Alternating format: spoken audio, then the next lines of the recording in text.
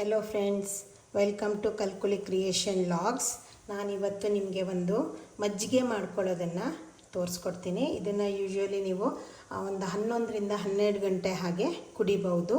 ಇದು ವೆಯ್ಟ್ ಲಾಸಿಗೂ ತುಂಬ ಒಳ್ಳೆಯದಾಗುತ್ತೆ. ಬೇಸಿಗೆ ಟೈಮಲ್ಲೂ ನಿಮಗೆ ಬಾಯಾರಿಕೆನೂ ತುಂಬ ಕಮ್ಮಿ ಮಾಡುತ್ತೆ. ಇದು ಎಲ್ಲ ಟೈಮಲ್ಲೂ ಮಾಡ್ಕೊಂಡು ಕುಡಿಬೋದು, ಏನೂ ತೊಂದರೆ ಇಲ್ಲ. ಇದು ರೆಗ್ಯುಲರ್ ಆಗಿ ಕುಡಿಯೋದ್ರಿಂದ ನಿಮಗೆ ತುಂಬ ಹೆಲ್ತ್ ಬೆನಿಫಿಟ್ ಇದೆ. ಯಾಕಂದರೆ ಇದರಲ್ಲಿ ಒಂದು ಒಳ್ಳೆಯ ಪದಾರ್ಥವನ್ನು ಮಿಕ್ಸ್ ಮಾಡ್ತಾ ಇದ್ದೀನಿ. ಅದೇನು ಅಂದರೆ ಫ್ಲ್ಯಾಕ್ಸ್ ಸೀಡು ಲೇಡೀಸಿಗೆಲ್ಲ ತುಂಬ ಒಳ್ಳೆಯದು. ಇದು ನಾನು ಸ್ವಲ್ಪ ಕ್ರಷ್ ಮಾಡಿಕೊಂಡು ಇಟ್ಕೊಂಡಿದ್ದೀನಿ.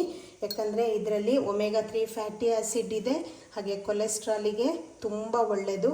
ಲೇಡೀಸಿಗೆ ಹಾರ್ಮೋನಲ್ ಇಂಬ್ಯಾಲೆನ್ಸಿಗೂ ಇದು ತುಂಬ ಒಳ್ಳೆಯದು. ಮೆನೋಪಾಸ್ ಆದಮೇಲೆ ಹಾಟ್ ಫ್ಲಶ್ ಅಂತೆಲ್ಲ ಬರುತ್ತಲ್ಲ, ಅದಕ್ಕೆಲ್ಲ ತುಂಬ ಒಳ್ಳೆಯದಾಗುತ್ತೆ ಇದು ಉಪಯೋಗಿಸೋದ್ರಿಂದ. ಇದನ್ನು ರೆಗ್ಯುಲರ್ ಆಗಿ ಉಪಯೋಗಿಸೋದ್ರಿಂದ ನಿಮಗೆ ಕೊಲೆಸ್ಟ್ರಾಲು ಕಮ್ಮಿ ಆಗುತ್ತೆ, ವೆಯ್ಟ್ ಲಾಸಿಗೂ ಇದು ಹೆಲ್ಪ್ ಆಗುತ್ತೆ.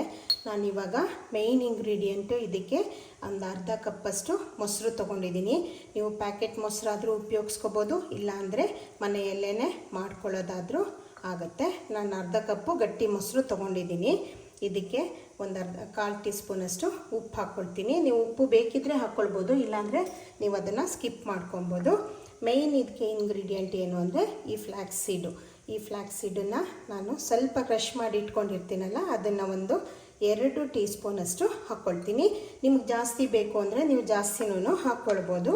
ಆಮೇಲೆ ಇದಕ್ಕೆ ನೋಡಿ 3 ಕರಿಬೇವಿನ ಎಲೆಗಳನ್ನು ಈ ರೀತಿ ಚಿಕ್ಕದಾಗಿ ಪೀಸ್ ಮಾಡಿ ಸೇರಿಸ್ಕೊಳ್ತೀನಿ.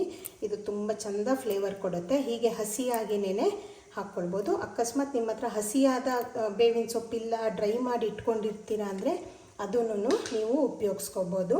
ಆಮೇಲೆ ಇದಕ್ಕೆ ಇನ್ನೂ ಒಂದು ಇಂಗ್ರೀಡಿಯೆಂಟ್ ಏನು ಅಂದರೆ ಒಂದು 1/4 ಟೀ ಸ್ಪೂನಷ್ಟು ಶುಂಠಿ ಪೇಸ್ಟು 1/4 ಟೀ ಸ್ಪೂನಷ್ಟು ಸೇರಿಸ್ಕೊಬೇಕು.